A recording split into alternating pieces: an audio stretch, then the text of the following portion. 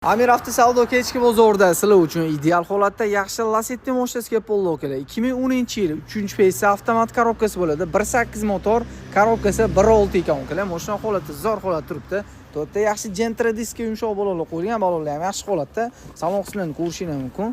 Salonlar ham zo'r, akkuratli holatda turibdi. Mashinaga yaxshi qo'lga ko'rildi. Solingan luklar ham bezatkaz ishlab turibdi. Temir gaz balolar uстановka qilingan. Yaqinda 2025 da 6 oylik temir gaz balon uстановka qilinibdi. 2025-yilgacha mashina benzinda harakatlangan. Kuzov holatlari ham yomon emas, yaxshi holatda turibdi. Mana sapochokda ozgina qiladigan ishi bor ekan, qildirib olasizlar. Texnik tomonlardan hech qanaqa muammolar yo'q. Sizlar xohlagan dokument bo'ladi. Kraskasiga keladigan bo'lsa, akalar 20-25% yuzak kraskasi bor ekan, o'zing uchun bir qator polni tekshirtirib, proyerka qildirib olaverasizlar.